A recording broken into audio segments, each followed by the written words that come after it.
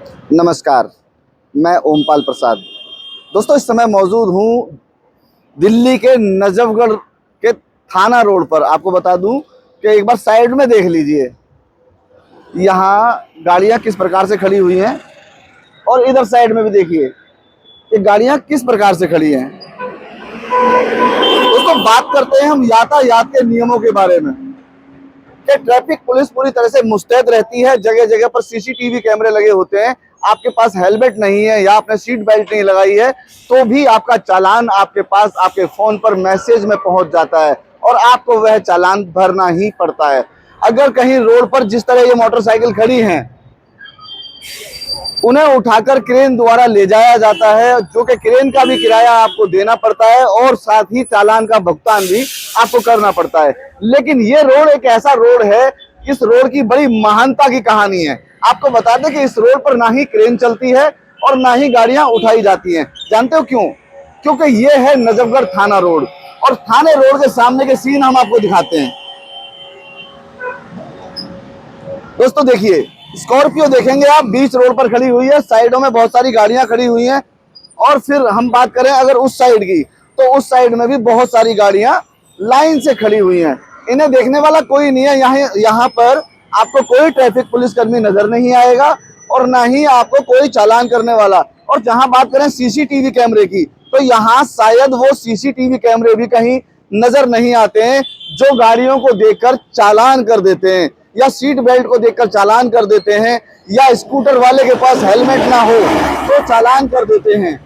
Checking के नाम पर बहुत सारी चीजें होती हैं। ये दिल्ली है राजधानी और राजधानी में पुलिस हमेशा सक्रिय रहती है। अब किस प्रकार से सक्रिय रहती है ये सोचने की बात है, क्योंकि इसके बारे में हमें पूरी तरह से जानकारी नहीं है। जनता सब जानती है, सब देखती है जनता, और जनता को पता है कि उसके जीवन में क्या क्या हालात होते हैं और किस प्रकार से उसकी जीवन की कहानी होती है। अब हम पहुंच गए हैं नजफगढ़ थाने के सामने और वहां आप देखेंगे पेट्रोल पंप भी नजफगढ़ थाने के लिए खोला गया है, इंडियन ऑयल दिल्ली पुलिस। अगर हम बात करें इसके गेट के सामने की, तो गेट के सामने देख लीजिए आप, लगातार गाड़ियां खड़ी हुई हैं। विभाग के लोग, अधिकारी क्या इन चीजों से अवगत नहीं है, ये बड़ी बात है। अब हम आपको बता दें कि नजफगढ़ थाने के सामने देखिए किस प्रकार से बहुत सारी गाड़ियां खड़ी हुई हैं और ये है वन वे। आपको बता दें कि सिंगल रोड है, यहाँ टू वे रोड भी नहीं है, जिसकी वजह से जाम के हालात बने रहते हैं। और आप देखें कि गाड़ियां लगातार यहाँ पर बहुत ज्यादा स्लो चल रही हैं, जो सरकती हुई स्थिति यहाँ पर नजर आती है।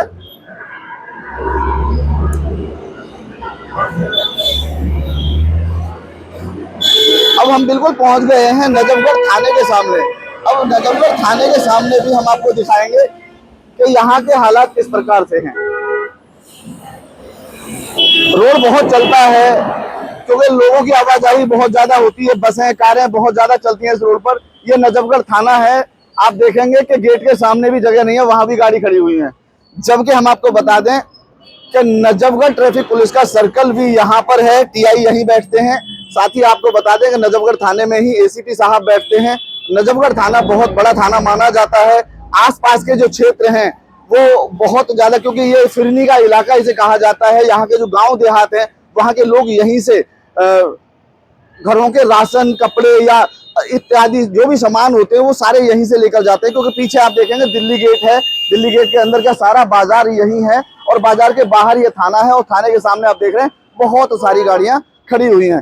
तो हम बस यही कहना चाहते हैं प्रकृति प्रहरी के और जीएनएन न्यूज के माध्यम से कि आप जब जनता से ये कहते हो कि आप कानून के आंख नाक कान बनिए, तो क्यों नहीं आपके कान पर जूं रेंगती, क्यों नहीं इन नियमों का पालन ऐसी जगह पर होता जहां पर इस प्रकार की भीड़ का एरिया होता है, सिंगल रोड है, लोगों के आने जाने में बहुत दिक्कतें हैं।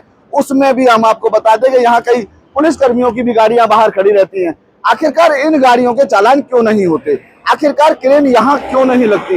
ये बड़ा सवाल है और कहीं ना कहीं ये सवालिया निशान पुलिस के ऊपर बनता दिखाई दे रहा है।